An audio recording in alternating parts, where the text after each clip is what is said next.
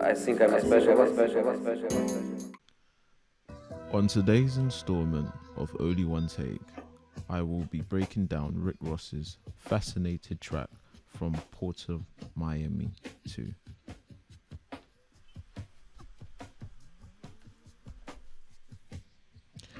In this song, Rick Ross deals with despair, survivor's guilt, and the black male plight.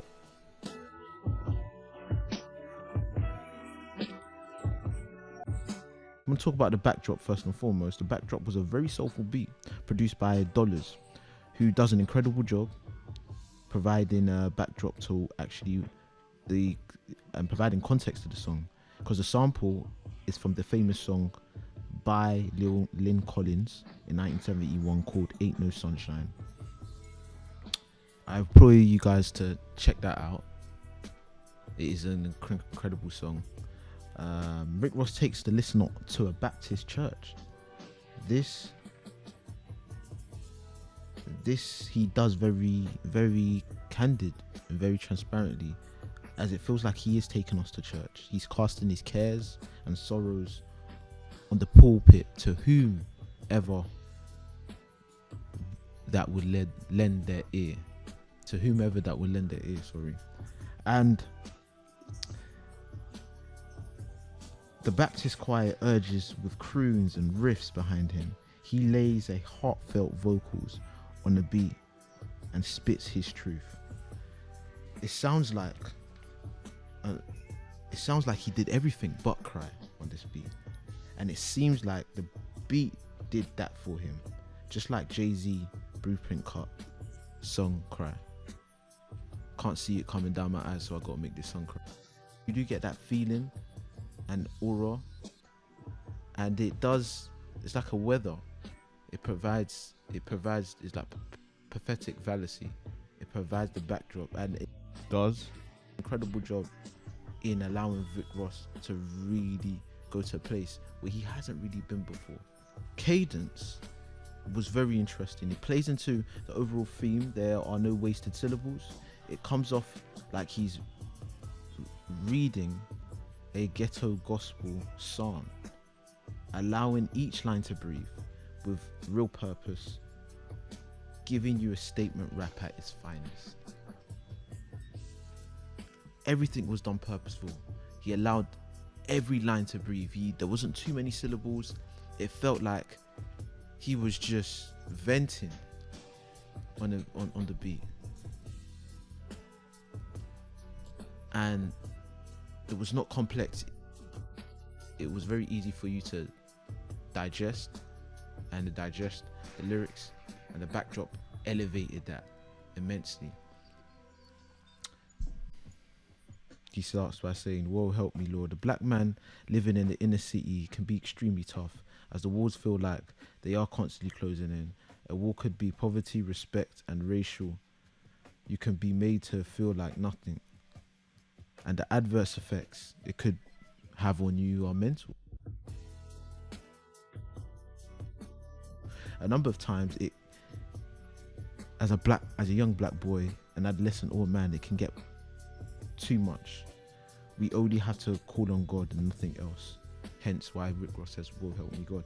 Oh Lord," he continues to lament, continuing to chant, "Oh Lord," during the intro, "Hold your head."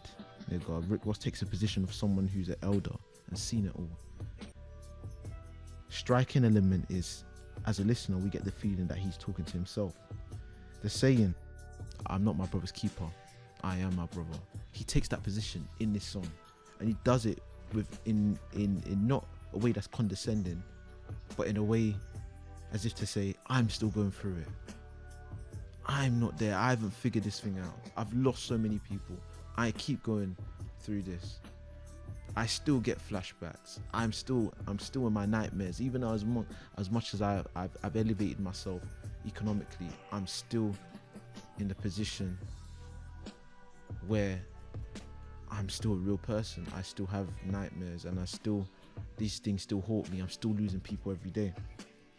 Nigga, growing up in the inner city, you are in a jungle, and the feeling of inadequacy is so real.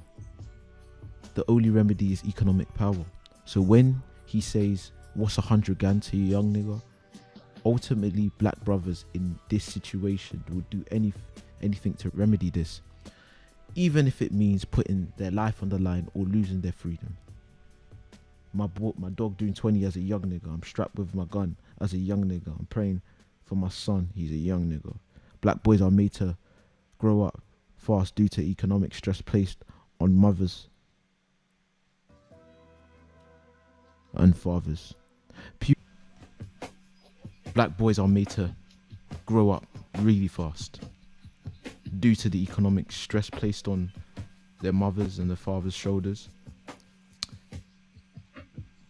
And it kind of filters through to the child. Hence, he has to grow up really quickly and earn and be a breadwinner, not only for himself, but for the family. Pew Researchers even investigates this and actually aids Rick Ross' point. 72.9% of black men in the US had children outside of wedlock. So not only do you have to help your mother and your father, you are going to have to raise your own. You're a young nigga, but you're raising a young nigga. And it's just, it just encapsulates the kind of pressure, economic pressure, that can be placed on the shoulders of a man, or which Rick Ross says, a young nigga. Having children young makes you grow up real fast, but it does not mean you're old. You could still be 20 and have a child. And one thing he does explore in here, which is very interesting to me, just because you're 20, you could be doing 20. My dog's doing 20 as a young nigga. I'm strapped with my gun as a young nigga. My dog's doing 20 as a young. Do you know, like 2 decades? So we have to encapsulate that. Do you know how long is 2 decades? 20 years. Doing 20 at 20 it's a reality. It's an alarming reality. And at the end of the day, it's years wasted. There's no ways you can slice it. It's years wasted. It is years wasted. However, what I find particularly interesting is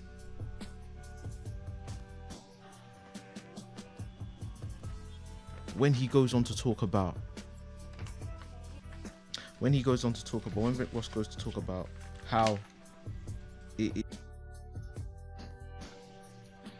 ultimately makes you grow up. Because of that financial pressure, you're looking for a way to get out, and Rick Ross deals with that in the first verse. Because of that financial pressure, now you're looking for a way out. You might stumble across wolves, because ultimately the streets and those communities are jungles, and it's a dog-eat-dog world. And you might stumble across wolves, consequently making you a wolf. So if you're in the jungle, you might roll with wolves. That might make you a wolf. Being in a jungle, your freedom may get taken away because the activities you choose to engage yourself into, this may lead to you carrying a gun, which makes you feel more protected.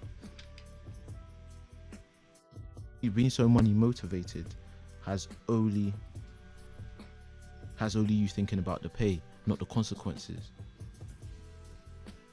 And this is some of the stuff that Rick Ross actually touches on, which is very interesting. He says, 100 round nigga hanging out a Chevrolet, just a young nigga trying to see my fucking pay. My daddy caught a bus, never looking back, got me standing in the rain, first 50 pack. Rick Ross personalizes this line and immediately harkens back to his dad taking a bus, saying he's never looking back. Although at face value this may appear to be a big stunt button moment, however, below the surface, when connecting the intro we see that this statement is what do you want me to do moment. What do you want me to do, America? What do you want me to do? Should I suffer? Rick Ross, like a number of other black males, has had to adopt the attitude, this is why money is everything, because it saved him from poverty. And he's beyond proud of his Chevrolet. The pain and the anguish in his voice exemplifies the pain and anguish he had to go through to get into this position. My daddy caught a bus, never looking back. Got me standing in the rain, first 50 pack. It's never been the same, now I'm getting stacks. Tattooed names on a nigga back. Rest in peace, nigga, to my little niggas. Nut. Rest in peace, dying as a little nigga. Peanut. Buried like a soldier, he's a true nigga. Peanut. Throw the flag on this casket, he's a true nigga. Peanut. You pussy niggas talking like you new niggas. You see, he takes a very defensive position, just like many of us would take. He's dealing with a lot. He's going through a lot, and as his lyrics weep, so does the production value mirror his lyrics. As you've got the choir weeping behind him, and with their croons and their riffs, he's weeping in these lyrics. Growing up in the jungle, you can become numb to death. However, you don't forget the pride you used to roll with. Jail might take them, or even worse, death might take them. Rush reflects on the pain, on the fallen soldiers. His voice is noticeably in this different as he shouts, and the reverb echoes his sentiments. The environment does not allow everybody to make it. There is a lot of pain that comes with a young lion, and tattoos mean war wounds, and that will have you never forgetting what you went through. And sometimes you have to put the tattoo on yourself to remind you, isn't it? That's why you got people that have different words on their body and things that mean something. So this is very profound. Peanut, I imagine it was quite close to Rick Ross. Black, I think he's talking about Black Bill. That was one of his right-hand man when he was coming into the industry, and I think it goes deep in the rap. I think it was also before he got into rap. So these are very interesting. This is a old lion crying, basically on the track, doing everything but cry, but he's doing it through his lyrics and the production value. And I think he's a conduit to many black males out there who have lost so many people along the way due to the street, which is the jungle, and due to the system, which ultimately we can be a victim to. He goes on to say in the chorus, which I thought was very profound: candy paint fascinate a young nigga, TV assassinate a young nigga, yellow hoes fascinate a young nigga. Hey, candy paint fascinate a young nigga, TV fascinate a young nigga, yellow hoes fascinate a young nigga. Very profound, very, very profound. The chorus sticks out. Being from a deprived background, it makes you want the finer things that much more in life. Why? Because you can't afford it, and society tells you you don't deserve it. What I found so interesting, and what kind of fascinates me about this about this chorus, is the chorus sticks out. It makes you understand the mind state, the mind state of a black boy growing up. It makes you, it literally explains, puts it on the platter for those who don't understand. This is it. No complex words. Like I said, he allows each line to breathe. It's a statement rap at its finest. The most fascinated the young, the TV screens, the candy paint. Maybe that might be the car, and the yellow hose, the women. It makes you like, why can't I get that? I need to get that. I need that. And you'll do anything to get it, even if it means it compromises your freedom. But isn't that a mindset? Like money's a mindset. But I'll go on and I'll talk about that maybe in another video. However, we'll stick on topic. Most of our heroes we see are on our TV screens coming up, and we see these things as a trophy. Ultimately, we would like to win in life. Ultimately, Rick Ross cuts even more deep. This is not a shallow song by any chance. In I believe in the verse 4, he says, "I've been crying in my car, nigga. Nightmares of dying in my car, nigga. I ain't lying. I just want to stack my meatloaf. I just want to keep my heat close. I heard a nigga killed himself. I got it. I'ma ride till it's all gone. Rest in peace to the trill. Rest in peace to the real. Straight for me, a nigga will. And believe me, a nigga will." Facing and seeing trauma is something that is given, that's a given in disenfranchised neighborhoods. This is the nightmare Rick Ross continues to lament. It's all about the money, which is the meatloaf. Brothers are trying to eat, and he wants to stack it till he is rich, because money is power. With power comes respect, and I need all three. He is referring to his strap. Gun, strap, which is a gun. Paranoia is a given in the jungle, which is the streets. So this is for protection. Re-emphasizing the line, "I heard a nigga killed himself. It's so poignant, because sometimes when you feel you can't survive the system, some may need to take their life. Some will take a life. And he understands that. Hence why he says in the last part of verse 4, "Straight for me, a nigga will. And believe me, a nigga will. I'ma ride till it's all gone. I gotta keep my heat close." All of these, you can see the mindset. Kill or be killed mindset. In LEDA, lower economically developed areas, it can mean that you can be a victim of survivor's guilt. When you make it out, you will not believe that it is going to last forever as a result. Hence, I'ma ride till it's all gone. Rick Ross lets us know he will kill for what is his, like a lion or a tiger would in a jungle for its pride.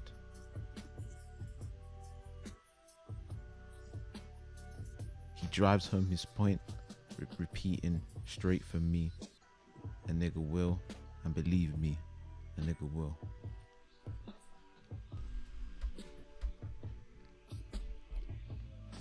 In verse 4, the final verse, sorry. "Pussy nigga, I'm independent. Pussy nigga, I want every pendant. Keep your business, keep to your phones, nigga. I'm trying to do my own, nigga. Keep them pussy boys from around me, nigga. Oh Lord, keep all pussy boys from around me, nigga. Please Jesus, keep all pussy boys from around me, nigga. Please Jesus, I'm scared these pussy boys surround me, nigga. I'm so real, I'm so real. I'm so real, I'm so real.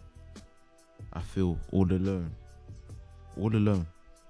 I'm so alone. I feel all alone, all alone." Rick Ross touches on religion in more ways than one. Believing in lavish life is a religion, and the have-nots will kill for it. Rick Ross celebrates his independence being self-made, but doubt grows as the verse progresses. "Keep all pussy boys from around me, nigga," he repeats. But he finally says, "I'm scared these pussy boys surround a nigga." As you rise to the top of the jungle, a lion must be wary of its prey, as the prey might be preying on your downfall. Those that don't have want to have, and they will not rest until they get it, even if it means taking you out. They just want to assassinate a young nigga. He ends by saying, the system is designed for black males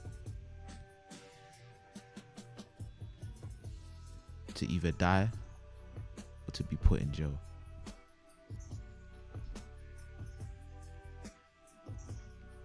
All in all, Rick Ross repeats his chorus in the end,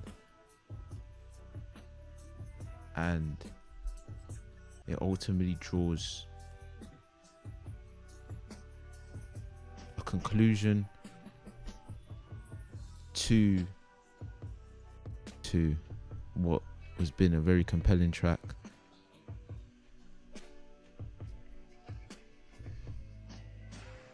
As he reiterates, they just want to assassinate a young nigga. He ends by saying, what's 100 grand to a young nigga? My dog doing 20 as a young nigga. I'm praying for my son, he's a young nigga. Strapped with my gun as a young nigga. And these final words are, candy paint fascinate a young nigga. Gold watches fascinate a young nigga. Fine bitches fascinate a young nigga. They just want to assassinate a young nigga. We can be victims to the system. The system's not, it's not designed for us to necessarily thrive and win. You got more chances to be in jail or dead. And even that is what he leaves us with, but it's what he also starts with. I think that connotes a feeling of solace. We can't be helpless, but we've just got to make do with what we have. And we haven't really moved anywhere, even though it is the end of the song. These are ongoing issues. So is it really a conclusion? Yes and no for me. Because ultimately, the real problem hasn't really been addressed. Thank you for listening. I hope Rick Ross makes more tracks in this vein. This is on Port of Miami 2. If you haven't checked it out, go and check it out. This is Only1Take.